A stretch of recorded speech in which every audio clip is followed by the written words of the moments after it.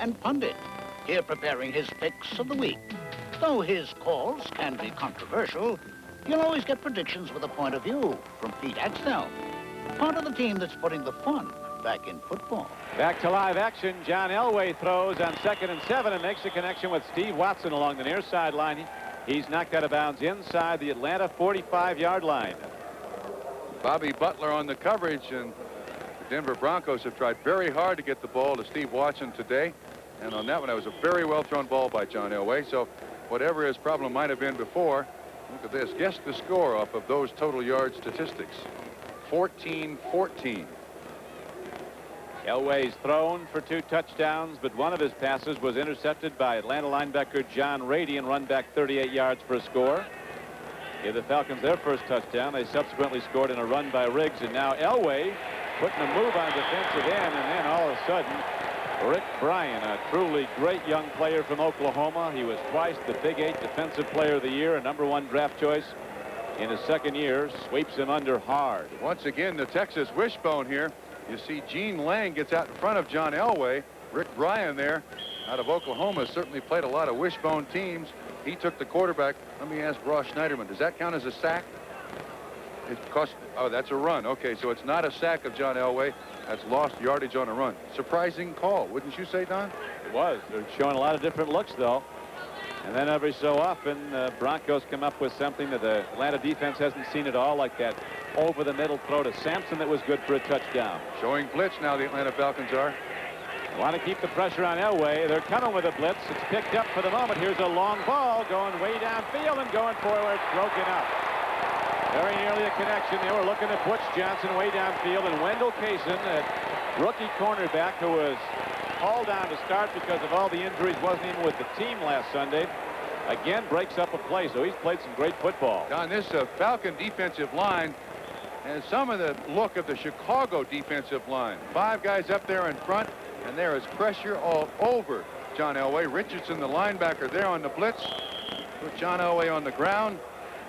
An incompletion. See the games they run up front between Bryan, Pitts, all the rest of them. Richardson there, and that's a real mess up there at the offensive line. This ball tipped away by Case, and that's 2 great plays he's made, tipping the ball away at the very last moment. Now we got the Falcons with the timeout. Going to regroup on 3rd and long. Well, that was at the last moment. That would have been gone for a touchdown because the sure-handed Butch Johnson was ready to take it in and keep going. And I'm very surprised at how much pressure Atlanta's been able to put on John Elway and the Denver Broncos this entire first half.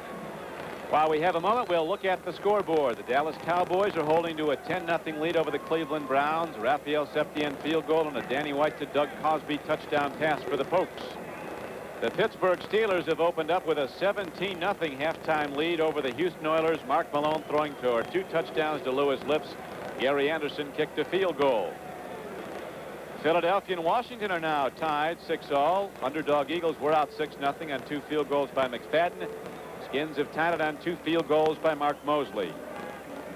Now Cincinnati getting back in the game, and James Brooks just ran for a touchdown for the Bengals. It's 17-13 San Diego. At halftime, we'll be going to New York, where Bob and Ahmad and Axe are all standing by with NFL 85 and a review of the 3rd Sunday of play. Here at Atlanta, the Falcons are winless. They're 0-2, having lost their opening game to Detroit after holding to a substantial first-half lead, losing last week to the San Francisco 49ers after they led the world champions 10-0 at halftime at Candlestick Park. Dan Henning with the headset on. Across the way is Dan Reeves, his counterpart for the Broncos. His team made a lot of mistakes against Los Angeles, really should have won that game. Then last week, with a big passing game, the best John Elway's had yet, the Broncos came and opened up against the New Orleans Saints and blew out New Orleans, with Elway throwing for 4 touchdowns. He's passed for 2 more today, has 8 for the season so far, but right now he's going to face a heavy run. That time they beat Wendell Kaysen. Well, what happened there? 47 yards on the catch down to the 1-yard line. Kaysen thought that John Elway was going to run again. He was going to support the run, but watch. Running left, squares his shoulders, throws this thing about 40 yards in the air, and you can see Watson behind the defensive back. That's just a mistake of being in the league for a week. Ball at the 2-yard line. Denver certainly in the business. Watson a yard away from his first touchdown of the season.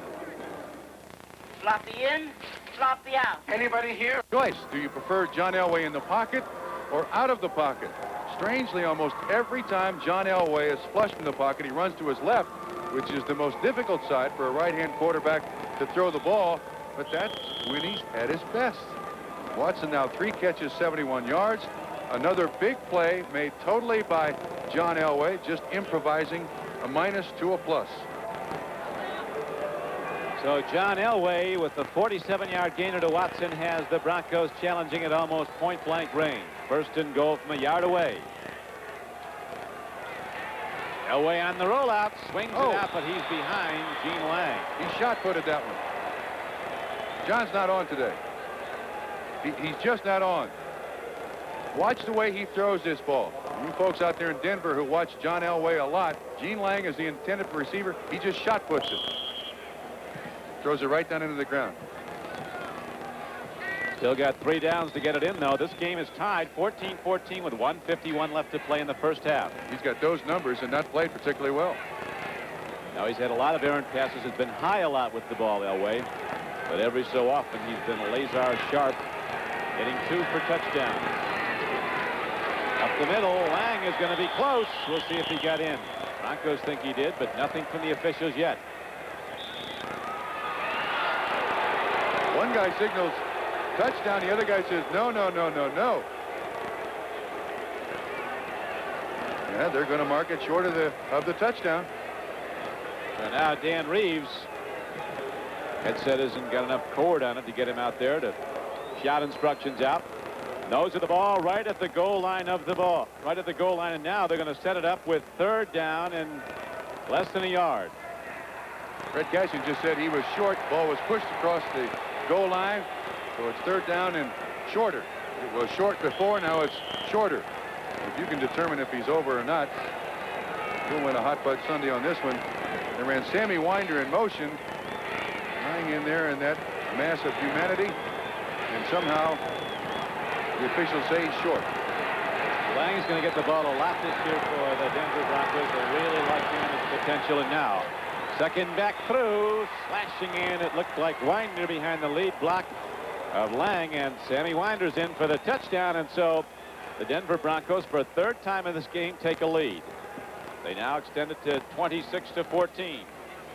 Right from behind the defense, you see Bryan. You see Winfred Hood. Buddy Curry jumps up in the air. Winder goes right underneath him. In for the touchdown. Look at that. Look how close they are. Helmet to helmet. Good bow in the line of scrimmage by the Denver Bronco offensive line that doesn't get a great deal of credit. Should. And the Broncos once again on the scoreboard. Rich Carlos booms it up and through for the 21st point of the day for the Broncos, and Denver takes a 21-14 lead with 1:24 seconds to play in the first half. We'll be back with the Broncos kickoff after this. You got to move. September day in Georgia. The Denver Broncos have led this game 3 separate times, and they do right now by a score of 21-14. And every time they've gone in front by 7, the Falcons have found a way to come back and tie it. The last time on a run by Gerald Riggs, the first time on an interception returned by linebacker John Rady. Elway has thrown for 2 touchdowns in the game. He's also been intercepted twice. Now Rich Carlos is ready to kick the ball off for the Broncos as the deep men go back for the Atlanta Falcons. Cliff Austin is going back, and going back with him on the play is Dan Wagoner. Just picked up a defensive back ready to block on the kickoff return. They want the ball to go to Austin. We'll see where Carlos puts it. A high spinner downfield. Hops out of bounds at the 1. So this is an area where the NFL could do well perhaps to make a rule change. We got 11 guys on each side now walk all the way back to pace off 5 yards and sometimes use 3 or 4 minutes before they're ready to kick it off. Well, I'll tell you what, if I'm the receiving team, I want them to kick it again because you make the Denver Broncos go through another 40-yard sprint. An awful lot of times down on this second kick, you seem to see a player busted, and the receiving team is always going to want a second chance. That's an impressive drive. 2 drives now, one by the Atlanta Falcons and one by the Denver Broncos that have had some elapsed time on. Of course, the big play, the 47-yard pass to Steve Watson by John Elway. improvised out of a sack into a first and goal. Carlos has it teed up now, almost a perfect kickoff. Looked like he was going to angle it right out where they couldn't return it. This one's a high one, carries pretty well down the middle to Austin at the 7. Weaving his way, and he breaks into open field, and Cliff Austin's out across the 35-yard line. He's out to the 36. A 31-yard return. Mike Harden on the tackle. And as I said, sometimes when you make them run that 40-yard sprint again to cover a kickoff, things seem to break down. The coverage men are a little bit out of breath. They're not used to running 2 successive kickoff returns or kickoff coverage people here. Austin does an excellent job of breaking tackles. So the Atlanta Falcons set up with good field position at their own 36-yard line. So it is 1st and 10 now. Bartkowski, 6 of 10, throwing the ball for 56 yards. Goes to the run. Right straight ahead, moving it very nicely is Joe Washington, and he's ahead for a gain of close to 8 yards as the baseball scores are coming in. Pirates leading the Mets 2-0 in the first inning at Shea Stadium in New York. The other contenders, Milwaukee leading Toronto 1-0 in the 3rd inning. 2nd down and 2 with Bartkowski with a deep drop, loops it up. Joe Washington had it and lost it. Good coverage by Ken Woodard, who knocked the ball away for Denver. 2-minute offense by the Atlanta Falcons, and they've got great weapons in this 2-minute offense. White Shoes Johnson and Joe Washington are 2 guys that throughout their careers have made a living catching those underneath patterns and then turning them into big plays. That run a little bit ago, 2 plays ago by Joe Washington, was the first that was not run by Gerald Riggs for Atlanta today. They've gone strictly to their fullback. Now he's out. Joe Washington's lone setback. He's very good catching the ball. 3rd down and 2. Joe Washington's going to run it, and he's going to get a 1st down and some more. He was a great runner at Oklahoma. Running for the Sooners, he was selected one of the top people in the draft the year he came out. Picked by San Diego, then to the Colts. Off to Washington, and then on down to Atlanta, Georgia. Joe Washington's been at it a long time. This is his 9th year in the NFL. There's Luckhurst, who has a string of 8 straight field goals going and hit 12 of his last 13. The only thing that Joe Washington didn't do on that last play down was get out of bounds. That's why they called the sweep to stop the clock, so the Falcons had to take a timeout. Luckhurst, an excellent kicker. But he's also one of those strange kickers. Things got to be absolutely right. The grass is bent the wrong way. I don't like it. Get out of my way here. I got to mark off my steps. Don't bother me here behind the bench. Leave me alone here now. Get away. Let me get my steps here. This is an important field goal. You make 8 in a row, you can do whatever you want. You miss 8 in a row, and all of a sudden you're an eccentric and you're on the street. Yeah, it's the thing that always bothered me about kickers is that after the game, if they miss a field goal, they say, nobody talks to me during the game. Nobody talks to me. They leave me alone. When he makes 4 field goals and nobody talks to him, he says, hey, why don't you include me in the team? Why don't you leave me alone? I got to concentrate. But look, the rest of the time I'll talk to you. You can never keep a kicker happy. Only position in football where you can know nothing about the game of football and be a total success. You can be all pro and never know what's going on out there except when you're kicking it. John Smith, the former New England place kicker from England, kicked in the first NFL game he ever saw. He was ever at. 1st and 10 now for the Atlanta Falcons. They're across midfield and trailing by 7 with time running out in the first half. Out of the backfield, Joe Washington moves nicely to stop the clock. 34 seconds to play in the half now as Louis Wright ran him out of bounds. Well, you look at the experience that they have at those positions. Joe Washington played in the Super Bowls. So is Charlie Brown on the other side. Billy White Shoes Johnson, a very tricky receiver. Stacy Bailey, number 82, a 1,000-yard receiver last season. This is a good team for a 2-minute offense. X has an essay coming up at halftime. Last week he had an essay. Said something about all the Latin he studied at Caesar's Palace in Las Vegas. Yes, all 39 seconds of it. Bartkowski stands in, lets it go long, and it's intercepted by Louis Wright. An all-pro play by the all-pro corner for the Broncos. Louis Wright coming back at the ball, takes it at the 22-yard line, so Denver stops that Atlanta threat. And with 26 seconds to play in the first half, the Broncos have the ball back. This ball is terribly underthrown by Bartkowski, intended for Charlie Brown. You see the pressure, a good pickoff by Louis Wright. Don, that's the first interception a Falcon quarterback has thrown through the preseason and the regular season in 1985. You see Harden coming with the blitz, Mecklenburg there, and the pressure, the contact really made the ball go short.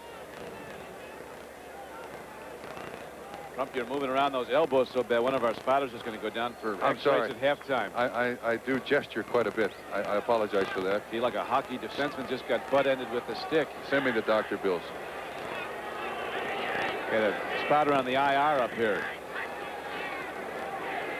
Broncos going to the run. Gene Lang takes it across the 25-yard line, and that might do it for the first half of play here at Atlanta Stadium. A lot of touchdowns, 5 in the first half, 3 by the Broncos, and they lead the game 21-14. NFL 85 is coming up at halftime as the clock winds down and out. The gun will sound. The Broncos take their winnings to the locker room, leading by 7. They came in as a substantial favorite over this Falcon team that is so heavily riddled by injuries. Someone said the Falcons don't need a team bus, they need a string of ambulances. Well, the good news is the Atlanta Falcons only trailed the Denver Broncos by 7 points. The bad news is in their first 2 games of the season, in the second half, the Falcons have been outscored 49-12. Well, we'll find out what happens in the second half. As you pointed out, Trump, John Elway was on and he was off, perhaps more than he was on, but when he was on, he hit some big plays. The 2 touchdown pass plays, the first covering 63 yards to Vance Johnson, who looked like a guy with 4.3 speed as he ran away from the Falcon defense.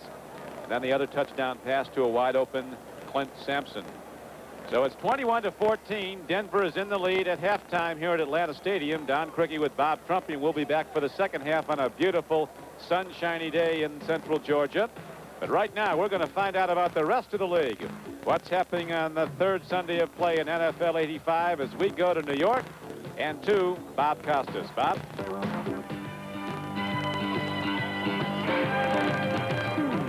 Okay, and here's an opportunity to get you all updated. They have gone to the third quarter at Dallas, and the Cowboys are in front of Cleveland by a score of 10-0. Both teams come in with records of 1-1. An early scare for the Cowboys. Danny White is sacked and apparently hurt. As it turned out, he just had the wind knocked out of him. Gary Hogaboom replaced him for 1 play, completed a pass, then White returned, and a bit later, Doug Cosby in the end zone takes this White throw for a touchdown, and it gives them the 10-0 lead, which they enjoy right now as they enter the third quarter.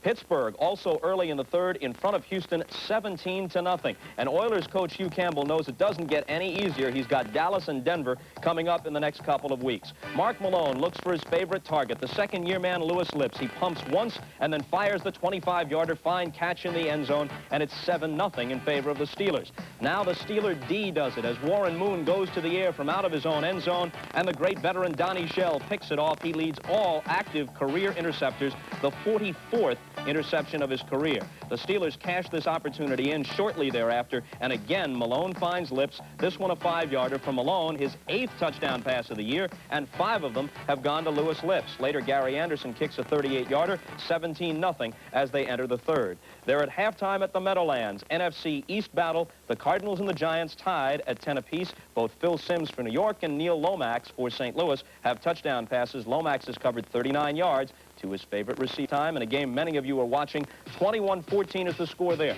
On the pregame show, Larry King pointed out that poor attendance in Atlanta has discouraged owner Rankin Smith. You saw some empty seats there. Here's something else to be discouraged about if you're Mr. Smith. Bad tackling by the Falcons. Vance Johnson accepts the favor and gallops 63 yards for the opening touchdown on the pass from Elway, and it's 7-0 in favor of the Bronx. But then, the Atlanta defense redeems itself on this play. Elway to the air again. It's deflected. Linebacker John Rady picks it off, breaks a tackle in the process, and goes back 38 yards for the touchdown that ties it at 7 apiece.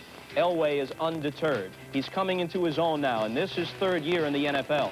This will be his 8th scoring throw of the young season. Clint Sampson will gather it in. It covers 17 yards. A bit later, Gerald Riggs scored from the 1 to tie it for Atlanta, but then Sammy Winder had a 1-yard scoring plunge for Denver, and that gives them the lead by 7 at halftime. Philadelphia and... Back in Fulton County Stadium, Bob Trumpy with Don Criqui. You see the score, the Denver Broncos over the winless Atlanta Falcons, 21-14. To continue our halftime activities, we go back to NFL 85 in New York.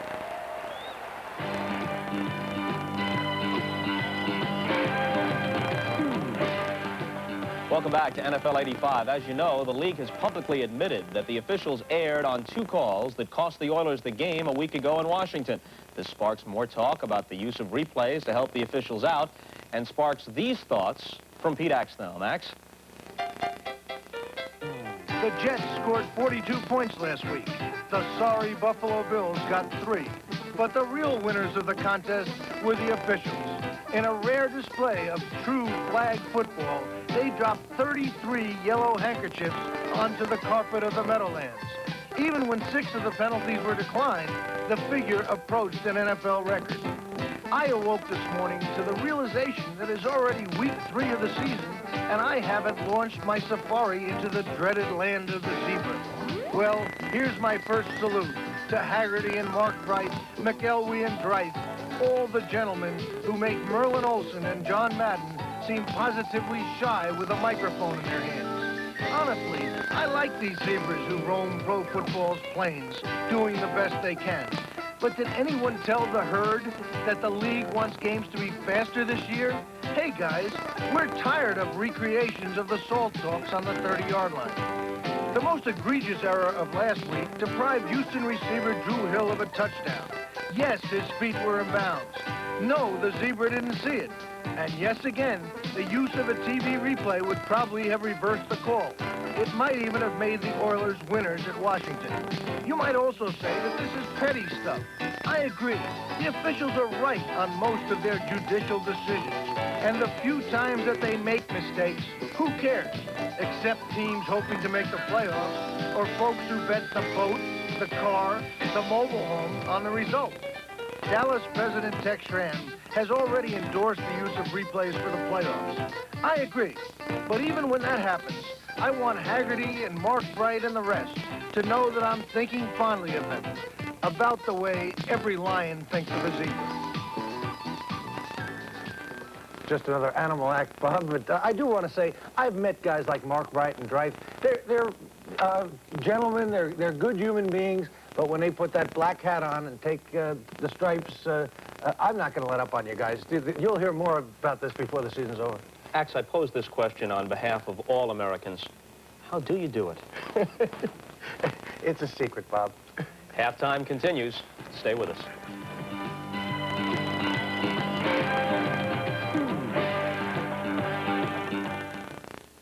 Amazing Week starts tomorrow with the season premiere of TV's Bloopers and a practical joke on Johnny's. 5 of them in the first half here at Atlanta, where the favored Broncos are leading the Falcons 21-14 at halftime. Don Criqui with Bob Trumpy on a beautiful day in Georgia. In the second half so far this season, the Falcons have had a lot of problems holding the opposition down. As Trump pointed out, they've been outscored 49-12. I'm sure John Elway's thinking about that in the game plan. Well, I'll tell you what, John Elway has not played very well this first half. 10 of 21, 195 yards, 2 touchdowns, 2 interceptions, 1 return for a touchdown. And last week, of course, for yards and completions, he had his best game as a pro. It's got to be disappointing to the Denver Broncos, but this is still a young team, still learning under John Elway. When you have a bad half and still lead 21-14, there are a lot of positives. Well, it's been a game of some very big plays and some mistakes. We're going to look at some of them now. One very big play for Atlanta was a Bronco mistake, but let's watch early. John Elway really got cooking early. Vance Johnson, the young sprinter who came out of Arizona, said to be the fastest player in professional football, sure looked like it here. Look at him just blow away from that defensive pursuit. Vance Johnson ends up in the end zone, the rookie completing a 63-yard touchdown pass play. That was the first score of the game, and Denver had taken a 7-0 lead. And then one of the 2 interceptions that John Elway threw, this ball is intended for Steve Watson, tipped. And you see it's thrown high, which John Elway had problems with in the first half. Picked off by linebacker John Rady. This ends up being a 38-yard interception return for a touchdown. And at that point, the Denver Broncos offense was just not performing very well. I think John Rady, Trump, had spent some time in an offensive backfield somewhere along the he looked pretty good. Career. He looked pretty good. So that tied the game 7-all. Then the Broncos extended their lead, went out 14-7. This was a perfect throw to a wide-open Clint Sampson. Yeah, good play-action fake by the Denver Broncos. Kept the linebackers at the line of scrimmage. Sampson just got underneath. There was no one even close. and that was the one that really helped the Denver Broncos a great deal. More touchdowns before the half ended, and so now it's a 21-14 game. Denver's in the lead, and we're ready now to start the third quarter of play. The Broncos going after their second win of the year. They came in after evening the books last week with the win. They blew out New Orleans in the second half. Don, look at the total yards by the Atlanta Falcons. Just 99, 264 for the Denver Broncos. Of the 99 yards the Atlanta Falcons got, remember they got 75 in their best drive of the ball game and their only offensive touchdown of the ball game. The turnovers, 2 by the Broncos. The Falcons, Steve Bartkowski threw the first interception that any Falcon quarterback had through the preseason and into this third week of the NFL season. And for some strange reason, the Atlanta Falcons now seem to go to sleep. In the first 2 games of this 1985 season, they allowed San Francisco to score 35 points on them in the second half last week. And if you're Dan Henning and Steve Bartkowski, I don't know what you do to change that, but down 7 points to the Denver Broncos, something must change drastically. Well, the schedule maker was not kind to the Falcons. 5 of their first 6 games this season are against teams who were in the 1984 playoffs. Very shortly, they're going to be heading out to Seattle. They've got San Francisco again. There it is. They got to go to Los Angeles next. And San Francisco comes in here, then off to Seattle. Maybe a little bit of a breather against New Orleans, a divisional game for them, then on to Dallas. So no one said this would be easy, and it surely has not been for Dan Henning. John Elway, with 2 first-half touchdown passes and 8 for the season, gets that rifle ready. He's certainly hoping for a better second half. That game next week in Denver, hosting Miami.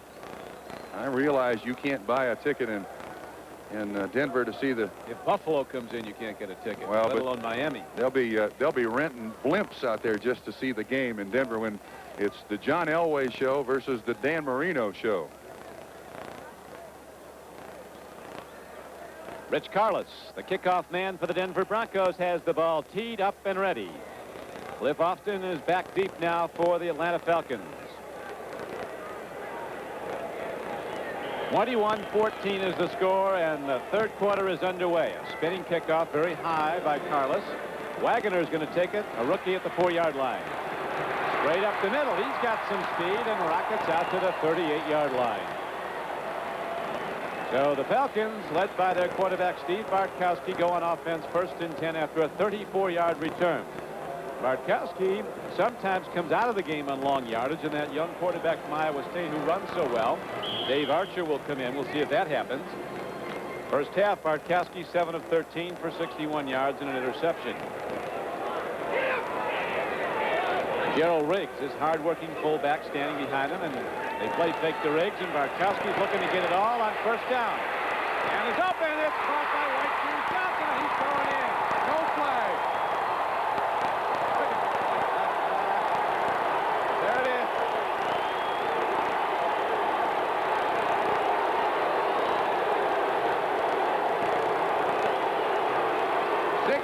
Yards, play action fake. Good protection by the offensive line of the Atlanta Falcons.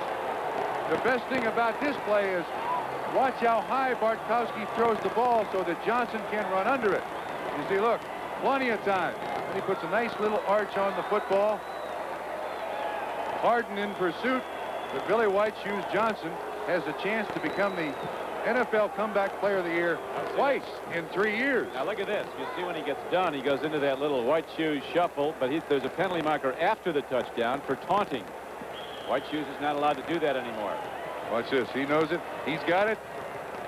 Yeah, we'll take it. Billy White Shoes Johnson, 21-20 with the extra point try right now. You get the idea that Bartkowski's been there before.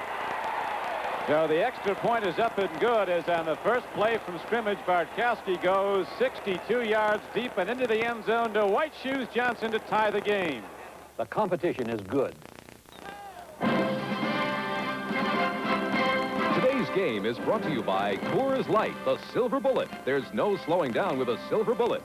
By Chrysler Plymouth, who invites you to discover the new technology of driving at your Chrysler Plymouth dealer. And by Kentucky Fried Chicken. We do chicken right. Don Criqui with Bob Trumpy at Atlanta, Georgia, where two of pro football's best passers are matched today at Atlanta Stadium. And Bartkowski, the Falcons, just threw a 62-yard scoring pass to White Shoes Johnson to tie the game. And now the Broncos bring it back. Will Height turns the corner, and he's out across the 40 to the 45-yard line. They're going to mark him out of bounds at the 42. Let's watch that first play from scrimmage in the second half again. Watch the play action. Holds the linebackers at the line of scrimmage. A good fake by Bartkowski. Then he waits for Billy White Shoes Johnson to get open. And with his great speed, Billy White Shoes Johnson now his second touchdown pass. That took 62 yards, 18 seconds. And the California earthquake there results in a 5-yard penalty on the ensuing kickoff. 21-21 the score. In his 10th year, White Shoes Johnson, after 3 knee operations, he can still do it. And so can Gene Lang in his second year from LSU as he bulls his way down inside the 45-yard line of Atlanta. Wendell Kaysen knocked him down, so the Broncos come out with a big play from scrimmage on the run, and they get a first down. Don, that's the first touchdown that the Atlanta Falcons have scored in the second half in this 1985 season. Boomer Esiason now in quarterbacking the Bengals, and they've tied their game with San Diego 20-all. 15-yard run on that last play. Pittsburgh leading Houston 20-0. First and 10 for the Denver Broncos. The game is tied. Look at that strike put out as Gene Lang worked off tackle. Buddy Curry came up and hammered him. Very quick inside linebacker who's led the Falcons in tackles for 4 straight years. He had 140 last season. There's the old man, Billy White Shoes Johnson. He's led 2 teams in punt returns and is the all-time leading punt returner. He broke the record established by Rick Upchurch of the Denver Broncos. One of the most popular guys in Atlanta. Probably does more for charity than any athlete in this town. Everywhere. At Houston, he was very popular. Just one of those ambassadors of the game. Second down and 9 now. Elway takes a look. Timing pattern. Got a man coming out. Sammy Winder works the far sideline. He'll be short, though, of a first down. They'll spot him out of the 39-yard line of Atlanta. Game clock in the third quarter shows 13:05 to play in it. The Broncos looking to go up 2-1 on the season with a win here today, but the Falcons keep coming back. 3 times Denver's led the game by 7. 3 times Atlanta's come back, and that's how it stands now. Locked up, 21-all, early in the third quarter. Showing blitz, the Atlanta Falcons. They don't come with it. It's a free play. And it's good for a first down to Vance Johnson. Coming across the field, he takes the ball to the 28-yard line. We had a Falcon defensive back lined up off sides. It was a free play, so the Broncos will have their choice. Ooh, Vance Johnson gets up limping. Should be little doubt if it's a Atlanta penalty. Broncos will take the play. Ball was advanced on the completion down inside the 30-yard line to the 28. Defense lined up all sides. Penalty is declined. First down. From the shotgun, the Falcons show the blitz, and it looks like there's a screen out to the side, and that influences the defensive line to kind of throw down the pass rush. And that's an excellent, excellent catch by Johnson. First down, Denver Broncos. Elway gets good protection, and he had a man wide open, Butch Johnson, but the ball was tipped by a linebacker. It looked like John Rady, who intercepted him earlier and ran it back for a touchdown, got it that time. Elway was really hit once he released the ball. Denver Bronco quarterback John Elway not being treated with much respect here by the defensive line of the Atlanta Falcons. That could be a penalty. You're not supposed to go to the head of a quarterback with your hands, shoulder pads, or helmet. That's incomplete pass. Mike Gann, the rookie from Notre Dame, was the guy that got him high. Look at those numbers. A lot of quarterbacks excel for that. John's not had a particularly good day. Looking to break another tie is John Elway as he drops to throw again. Gann is in pursuit. Elway again turns upfield. He'll be short of a first down as he's out of bounds at about, I think now they're going to spot him at the 28. Let's look at the baseball scoreboard for a moment here on NBC Sports. Pirates continue to lead the Mets. Montreal still up on Eastern leaders St. Louis. Milwaukee and Toronto now tied. The Yankees have ended their 8-game losing streak, but now beating Baltimore again today, it's too little too late, although it's not official yet. Toronto's going to win the American League East. Big story developed last night. Billy Martin, the Yankee manager, and one of his pitchers, Ed Whitson, got in a fight in a bar of all places. Uh-oh. They'll probably go undefeated now for the rest of the season. Actually, Whitson was having a problem with some patron, and Billy Martin came over to help him, and then Whitson, who doesn't like Martin, started swinging at Billy. The Bronx Zoo, they call it. Now, Elway stands in, gets it away just before he's knocked down by Mike Gann. Al Richardson making the tackle on Gerald Wilhite. Not enough for a first down. Carlos is going to have to come in for a field goal attempt. Mike Gann, who grew up in Colorado, high school All-American there, went to Notre Dame, has been in John Elway's faith all game long. All of the Atlanta Falcons defensive line. With all the stunts they run up front, very difficult to get a man on each one of those defensive linemen and hold them out for very long. So now it'll be a long field goal attempt, a 42-yarder by Rich Carlos. Plenty of distance on it, and Rich Carlos hits it up and through, and the score is broken again. The tie is broken. It's a 24-21 game on the first field goal of the game. Rich Carlos hits it nicely, and we'll be back. No matter how things change or how we live today.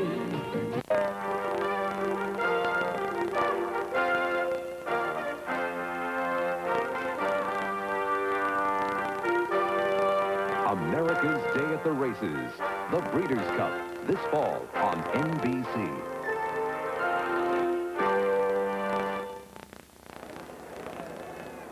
For the fourth time today, the Denver Broncos have gone in front of Atlanta. Now it's a 24-21 game. Denver in the lead as Carlos kicks off and very well.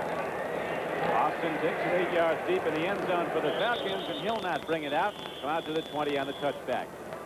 The Falcons have kept finding a way. That touchdown pass on the first play from scrimmage in the third quarter, good for 62 yards. Bartkowski to White Shoes Johnson. As you pointed out, Trump was the first second-half touchdown this season for the Falcons. So that's a big lift for the Atlanta Falcons. They've lost all these second halves that they've played so far. Start out with the first play of the game, 62 yards, 18 seconds. And I wouldn't be surprised if they go back to Billy White Shoes Johnson again, quickly. Well, let's see. Louis Wright and Steve Wilson are at the corners for the Broncos. Steve Foley and Mike Harden are the safeties. Yep, they're looking long. Bartkowski airing it out again down the field. It's caught and lost by White Shoes Johnson.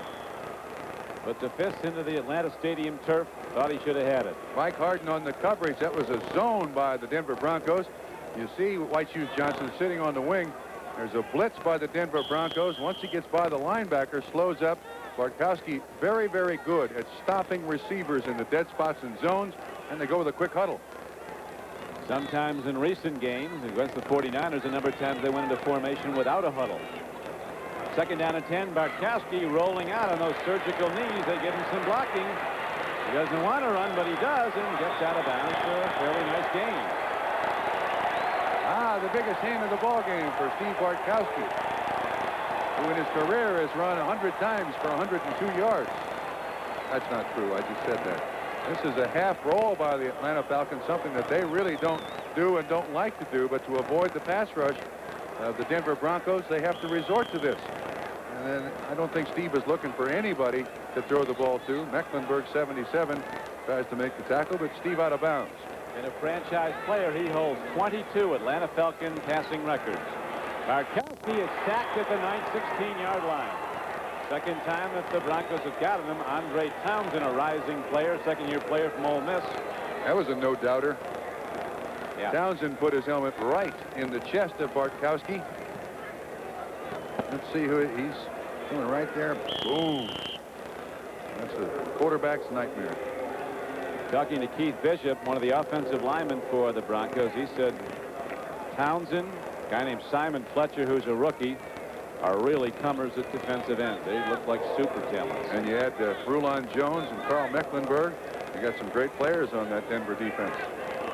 Now the Falcons have to punt the ball, and they hit it well down the field. Donnelly kicks it down to Wilhite, who loses the ball and is picked up by Harden. And he starts straight ahead, gets across midfield. right at second base. There's a flare-up of dirt. The ball is down, and the Denver Broncos have it back with good field position. I admire Wilhite for trying to hang on to this ball. Did he get room to catch it? I don't think he did. Well, you don't need 2 yards in the NFL. He must have the opportunity to catch it. If it bounces off of him and up in the air, they can call a penalty on the defense, on the kicking team. And Dan Reeves is saying you got to give him a chance to catch the football. But Denver does maintain possession. Mike Harden picks up the fumble.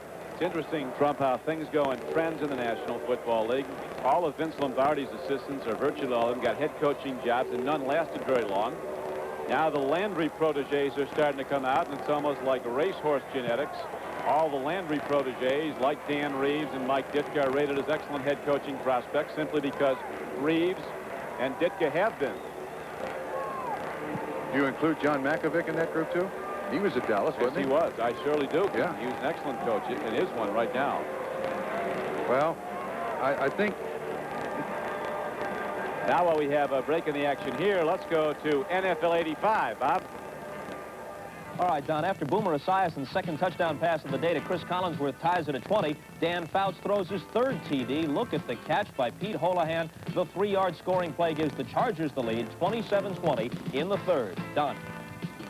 Lots of big plays there, and we've got them here at Atlanta also. Comment about all these coaches out of the Dallas Cowboys organization. I think it's safe to say that when Reeves was hired at Denver, a lot of people questioned whether or not he can handle the job. The same was true of Mike Ditka in Chicago. Both have turned out to be outstanding head football coaches. Well, the owners of Denver certainly feel that way. Dan just got a 4-year extension as Lang running hard, and he rips it down the sideline inside the 35-yard line. A gain of 15 yards and a Bronco first down. This is almost a busted play. It's a little delay. Now watch what happens. He almost gets tackled right there, but it's another trap by the Denver offensive line. He's got some speed. He surprises me on the corner there.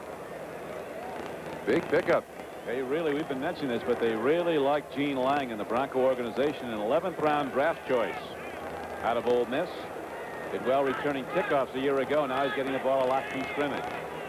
First and 10 for the Broncos to lead in the third quarter, 24-21. Penalty markers go down as the play is whistled dead. Sammy Winder running the ball inside the 35-yard line. Illegal procedure against Denver. That's the thing that's hurt the Denver Broncos. Last week, an awful lot of penalties. Dumb penalties. That time, Ken Lanier, offensive tackle, just a little quick. Denver Broncos hit big on their first possession today. And back on their second. There's a couple of punts in between. That's how the scoring drives have gone. Broncos with Elway throwing some big strikes for touchdowns. First to Vance Johnson. Before the last touchdown throw by Elway was to Clint Sampson. Now Elway looking long again. He's got a man running under the ball. Watson is knocked down. That's a penalty against the Atlanta Falcons. It'll be first and goal for Denver. They got the rookie Wendell Kaysen in a blatant foul. And a good one because he'd have been in the end zone had he not done it. Well, that's a big play because you beat the Atlanta blitz. They were all over John Elway, and he has the strength of arm to just put it up. And the defensive back not looking back. Watson trying to get back to the football. An easy call by the officials. No argument from anyone. So the ball is positioned at the spot of the foul, which was the 8-yard line of Atlanta. Now with 10:37 to play in the third quarter, the Broncos have it first and goal from there. Denver leading the game 24-21. Broncos led 21-14 at halftime. Gene Lang had to work hard only to get a yard. Defensive front of the Atlanta Falcons with Rick Bryan, Mike Pitts, Dan Benish, and Mike Gann. Buddy Curry, the middle linebackers, made a load of plays. Lawrence Killer's also in the defensive front now.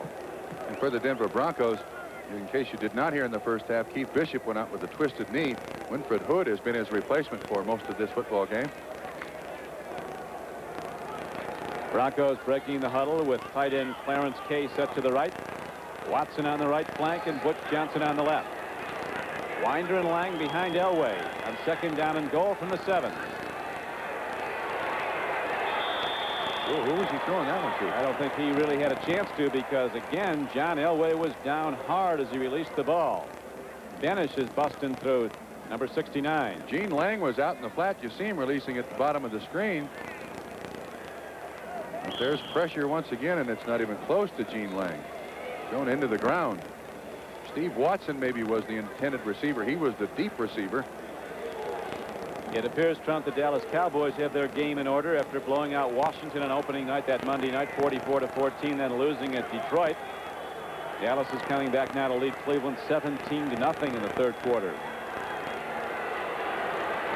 John Elway on 3rd and goal from the 9, throws to the end zone. It's just high for Butch Johnson. Inches away from another touchdown connection, but it's incomplete, and so the field goal unit comes out for the Broncos. That's a tough catch. You can't really say that John Elway threw this ball too high. Johnson on the play just runs a little delay inside. It's a pick by the Denver Broncos, but he has to throw the ball this high because you can see the linebacker right in front, Johnny Taylor, right in front of Butch Johnson. And once again, he's dusting off his pants. And after the play, Trump, he was protesting roughing, I think with good reason. They're hitting him every play, even when he releases the ball. 25-yard field goal by Carlos is right through the middle. So consecutive field goals by Rich Carlos of the Broncos extend Denver's lead now to 27-21 with a long way to go. 9:44 to play in the third quarter. We'll be back after this. Bunny Farm. Inmate numbers growing. Here is the kick high downfield by Carlos after his successful field goal, and Austin will bring it out of the end zone for Atlanta. We've had a game of good returns. Blocking's been good up front. Falcons go on offense from their 22 now. They tied the game on the first play of the third quarter, 21-all, on a 62-yard pass play. Denver's Mile High will be the place to be next Sunday. The Miami Dolphins will be in town. Marino against Elway, and you'll see it on many of these NBC stations. Last scoring drive by the Denver Broncos. 1 minute 7 seconds, 42 yards. 5 plays, and that field goal by Rich Carlos, his second of the day. 2 straight field goals by Carlos after the Bartkowski touchdown throw to open the third quarter. Now it's a 27-21 game Denver. Falcons with the ball in the white uniform. First down. Riggs looks for room. He finds a lot of orange shirts to sweep him under. Now we go to NFL 85 and Bob Costas. Bob? Don and Trump, we've got a little bit of razzle-dazzle for you. In Dallas, off the shotgun, Danny White hands to James Jones. Then they forget about White. Jones comes back across the field, wide open touchdown. Chip Banks punishes him in the end zone, but it's too late. 17-0 Cowpokes. Cowboys got it cooking down there. I'm sure Landry came on him hard this week after the loss. Now Gerald Riggs runs on 2nd down and 11. Got ahead for maybe 4 yards out to the 24-yard line. Gerald Riggs is a big back, and he's fast. 6'1", 225 pounds in his 4th year from Arizona State. Let's check the NFL scoreboard on his 3rd Sunday of play. Pittsburgh on a field goal by Anderson ups its lead over Houston to 20-0. The Giants and the Cardinals still tied 10-10 in the third quarter. Bartkowski and the Falcons set to go now. 3rd down and a long 6. Nice throw over the middle, but it doesn't look long enough for the first down. Stacey Bailey coming off the flank caught the ball. Bailey's now caught a pass in 32 consecutive games for Atlanta. Mike Harden on the coverage, and actually he does a great job. This is a delay underneath. Bailey will come from the right-hand side of the screen. You see Mecklenburg 77 dropping back in coverage. That's a great tackle made by Mike Harden, and it brings him up just short, it appears, of the first down, although the chains are out to measure. Stacey Bailey's caught a lot of passes from John Elway just in practice. Stacey Bailey playing for John's father at San Jose State. In the summers they would work out together. Now 4th down arises. The crowd boos as Dan Henning, the Atlanta coach, playing percentages, sends out his punt team. Philadelphia back in the lead over favored Washington 9-6 in a game of all field goals today. The Bengals have come back to tie San Diego. It seems like every week when the Chargers play, there's about 80 points scored. Yeah.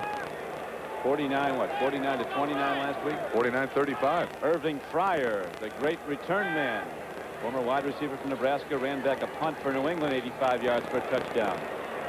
Gerald Wilhite standing back, takes the ball at his 20. Great special teams play. That was Dan Wagner coming down to get him. 49-yard punt and no return, and the Broncos with a 6-point lead get the ball back. Next Sunday, join NBC Sports as we continue our coverage of the 1985 NFL season with a doubleheader. Start the day at 12:30 Eastern Time with NFL 85 and host Bob Costas for the latest scores, interviews, and highlights of all the NFL action. The first game, many of you will see the Raiders take on the Patriots at Foxborough. Then in the second half of the doubleheader, most of you will see Dan Marino, the Dolphins, battle John Elway and the Broncos at Mile High Stadium. Check your local listings for the games in your area next Sunday on NBC Sports. Oh, we got a miscue here. Elway's got to take a timeout because the formation is wrong. You don't like to see that happen in any football game. Falcons here, Trump, it seems, are constantly on the ropes, but somehow they find their way back. If they hit another big play and take it in the end zone, they'd go ahead. They're down by 6 right now. Pressure is still on this Denver Bronco offense. No question about that. Just be conservative. Throw the ball around, and that's one thing that John Elway has done again today. He's completed a lot of passes to a lot of different people. One thing about this Atlanta Falcons defensive line, though, they have been rattling John Elway's cage all day long.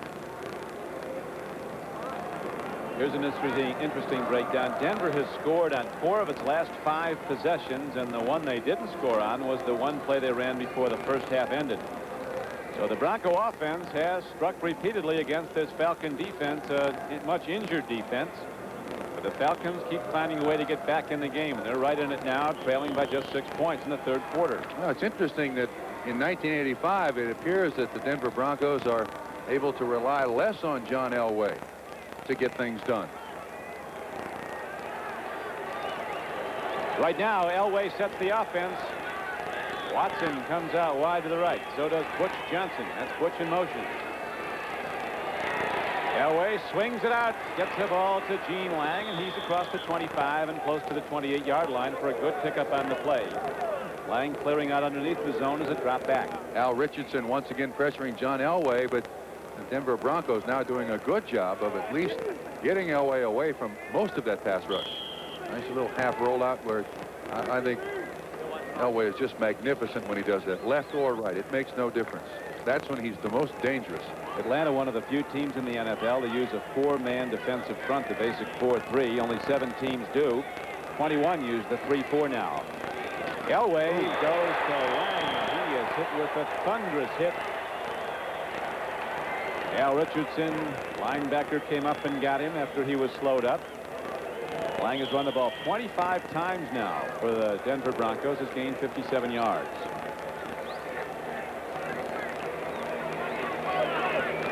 So it brings up 3rd down and long. 3rd down and almost 7 for John Elway and the Broncos. He's asking for the 3rd wide receiver. The Atlanta Falcons just came in with their nickel package. See what happens here. Watch that pass rush of the Atlanta Falcons. This is when they try to get someone free on the quarterback. Vance Johnson's in the slot to the right. He's running the deep pattern. We welcome those of you watching San Diego, Cincinnati. You're watching Denver on the move here on offense in the third quarter. Don Criqui with Bob Trumpy with 6:03 to play in the quarter. Elway's down. John Elway is down. No, that's not John. Who is that? He's up. Gerald Wilhite is down. He got banged right in the knee back there. And we got a flag on the play, too. It's going to be against the Denver Broncos. Number 70 on the offense. Still 3rd down. Penalty against David Stutter. We apologize to those of you watching the San Diego-Cincinnati game. Some technical difficulties forced them to switch to this game temporarily while those are repaired. Right now, we have the Denver Broncos and John Elway trying to move the ball on offense in the third quarter. This has been a game of big plays and some big mistakes. Elway's been intercepted a couple of times. One of them was run back 38 yards by Atlanta linebacker John Rady for a touchdown. Elway's also made some spectacular throws for touchdowns. Right now, after 2 consecutive field goals by his teammate Rich Carlos, the Broncos, heavily favored coming into this game, are holding to a 6-point lead over Atlanta. and Denver has not played particularly well. They've come up with an awful lot of yardage. John has not thrown the ball very well. The Broncos are only 6 of 11 in third down conversions, which is really above average, actually. And last year, the Denver Broncos had one of the lowest third down conversion rates in the NFL. Probably cost them one of those 3 losses that they had.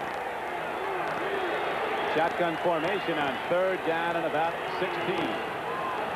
Elway standing back at his 10-yard line.